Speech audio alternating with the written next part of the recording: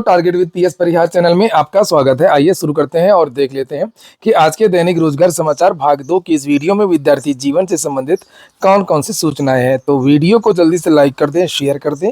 जिन छात्रों ने चैनल को अभी भी सब्सक्राइब न किया हो तो जल्दी से सब्सक्राइब कर लें, ताकि आप लोगों को इसी प्रकार की ऑथेंटिक और सॉलिड अपडेट से सबसे पहले मिलती रहे। चलिए शुरू करते हैं और अब उन सूचनाओं पर चर्चा करते हैं जो सुबह की वीडियो में छूट गई थी। सबसे पहली सूचना है शिक्षा सेवा चयन आयोग की। लिखा है 6 मंडल मुख्यालयों पर होगी 2022 की असिस्टेंट प्रोफेसर भर्ती परीक्षा। धांधली के कारण मुख्यमंत्री के निर्देश पर रद्द कर दी गई थी। 33 विषयों की 910 पदों की भर्ती परीक्षा पहले से 18-19 अप्रैल घोषित है, यानी कि परीक्षा की तारीखों का ऐलान पहले कर दिया गया था। टीजीटी पीजीटी का भी, असिस्टेंट प्रोफेसर भर्ती का भी और यूपीटीईटी का भी। तो सबसे पहली जो परीक्षा होने जा रही है वो असिस्टेंट प्रोफेसर भर्ती की, उसी को लेकर के ये जानकारी दी गई है। और अभी जो यूपी शिक्षा सेवा चयन आयोग से जो विज्ञापन जारी होने हैं उसमें से एक यूपीटीईटी का विज्ञापन जारी होगा और दूसरा एक असिस्टेंट प्रोफेसर भर्ती इसी के साथ की है बीएड विषय वाली। उसमें योग्यता में बदलाव किया गया है तो उसके लिए भी आवेदन होंगे। अब ये 2 विज्ञापन जारी होंगे और पुरानी परीक्षाएं होंगी। अगली जो सूचना है वो है पश्चिम बंगाल में 10वीं पास बेरोजगारों को 1500 रुपये भत्ता मिलेगा।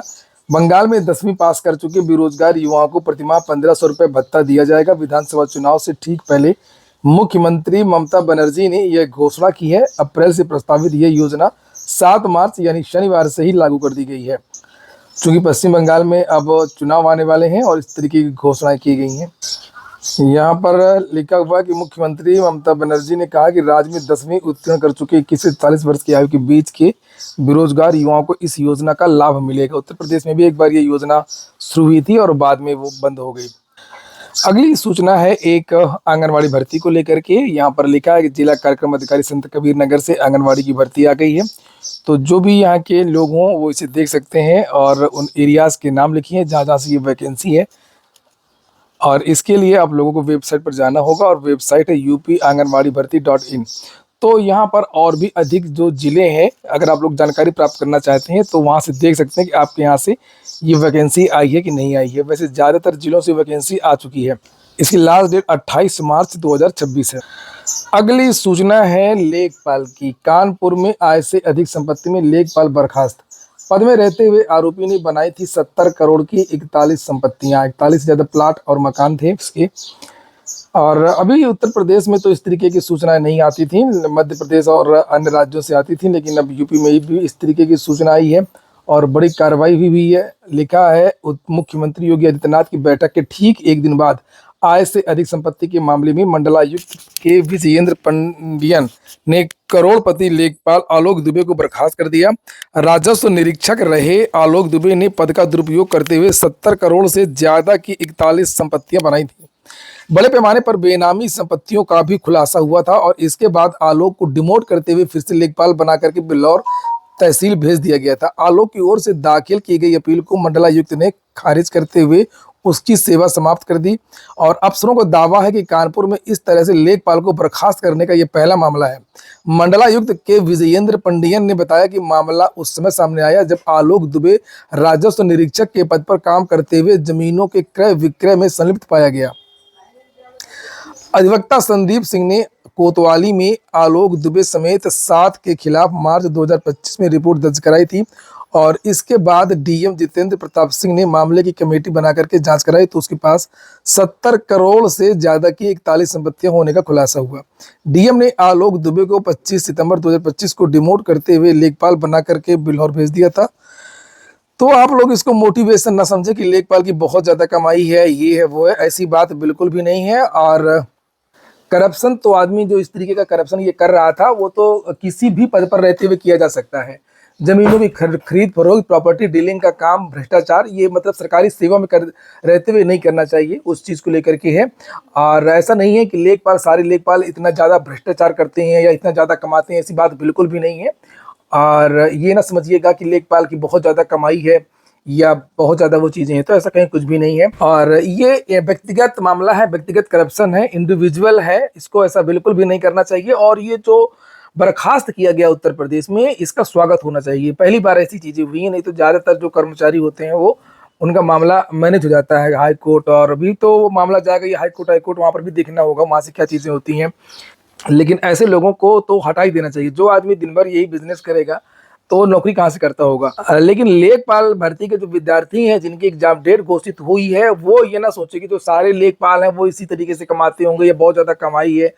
और लेखपाल को लेकर के मैं एक अलग सी वीडियो बनाऊंगा। बहुत सारे विद्यार्थियों ने सुबह की वीडियो में कमेंट किया है, अगर आपने देखा हो, कि जूनियर असिस्टेंट की वैकेंसी ज़्यादा अच्छी है कि लेखपाल की वैकेंसी ज़्यादा अच्छी है। इसको लेकर के मैं डिटेल्ड वीडियो आपको अलग से बना करके दे दूंगा, क्योंकि दोनों भर्तियां पैरेलल चल रही हैं।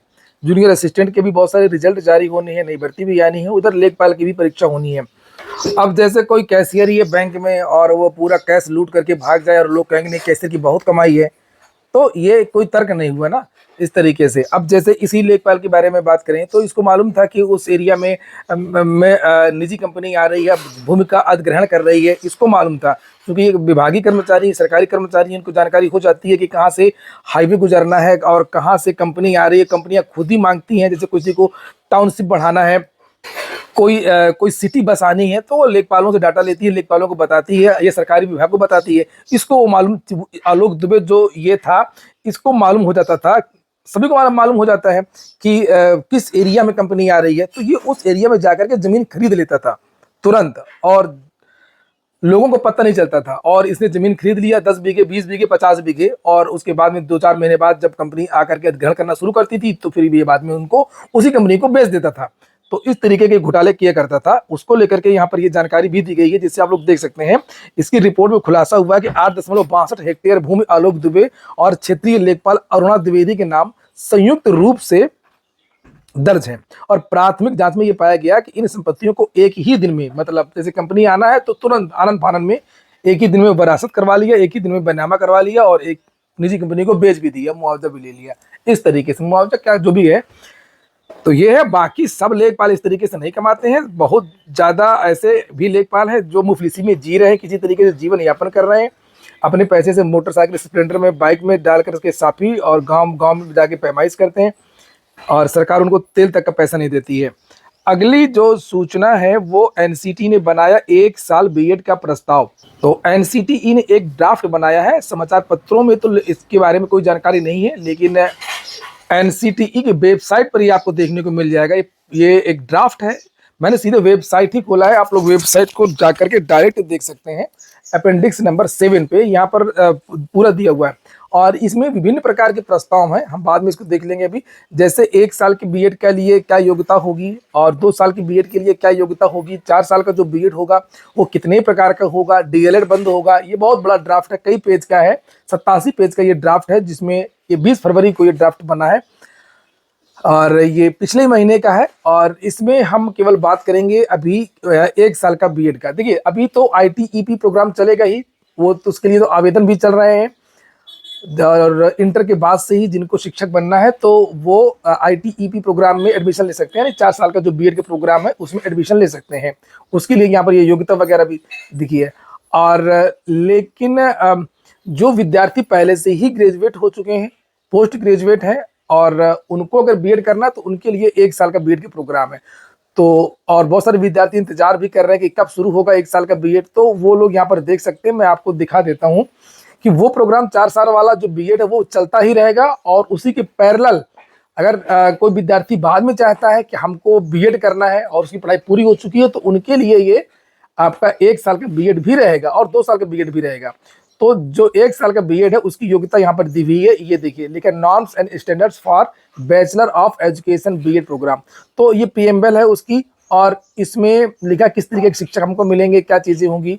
और नई शिक्षा नीति है चूंकि 5+3+3+4 उसको लेकर के। और यहाँ पर एलिजिबिलिटी टू अप्लाई, ये उनके लिए है एलिजिबिलिटी जो संस्थान चाहते हैं कि हमारे यहाँ पर ये कोर्स शुरू हो, तो वो उन संस्थानों को इसकी मान्यता मिलेगी इस कोर्स की जहाँ पर पहले से ही आईटीईपी का कोर्स चल रहा हो या बीएड वगैरह का कोर्स चल रहा हो पहले से।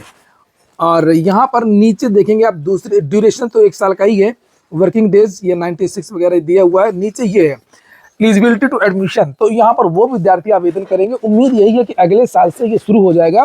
Candidates having a master degree with at least 50%, 50% अगर नंबर है मास्टर डिग्री में, जो लोग एमए कर चुके हैं वो विद्यार्थी, उन विद्यार्थियों के लिए है ये। और जो विद्यार्थी बीए कर चुके रहेंगे जैसे अभी वाला बीए है 3 साल वाला या अन्य बीए है, तो उनके लिए 2 साल का बीएड रहेगा, वो भी चलता ही रहेगा, लेकिन डीएलएड बंद हो जाएगा। तो यहाँ पर ये देखिए नीचे लिखा हुआ है, और candidates having 4 year under graduate, जिन्होंने 4 साल का अंडर ग्रेजुएट भी किया है कुछ स्पेशल सब्जेक्ट के साथ में, जैसे होता है दिल्ली वगैरह में और बहुत सारी यूनिवर्सिटी जैसी हैं जो एक विषय में ऑनर में करवाती हैं स्नातक, तो अगर उन्होंने किया है 50% के साथ में केवल बीए किया है 4 साल वाला, तो वो विद्यार्थी भी 1 साल वाला बीएड के लिए आवेदन करेंगे। और ये बनकर के तैयार हो गया है। उम्मीद यही है कि 2027 से ये 1 साल वाला बीएड, 2 साल वाला बीएड और 4 साल वाला बीएड तो चालू ही हो गया है। 1 साल वाला बीएड भी जो है वो अगले साल से चालू हो सकता है, शुरू हो सकता है। ये हो गया आज का वीडियो आपको अच्छा लगा हो, आपके काम का हो तो लाइक अवश्य कर दें। जिन छात्रों ने चैनल को सब्सक्राइब ना किया हो सब्सक्राइब कर लें। जिन छात्रों को ये ड्राफ्ट चाहिए तो वो मेरा टेलीग्राम चैनल को ज्वाइन कर लें, वहाँ पर मैं डाल दूंगा, तो आप लोग इसका विस्तृत अध्ययन कर लीजिएगा। वहाँ पर आपको और अधिक जानकारी मिल जाएगी, 2 साल का बीएड, 3 साल का बीएड, 4 साल का बीएड वगैरह जो भी है।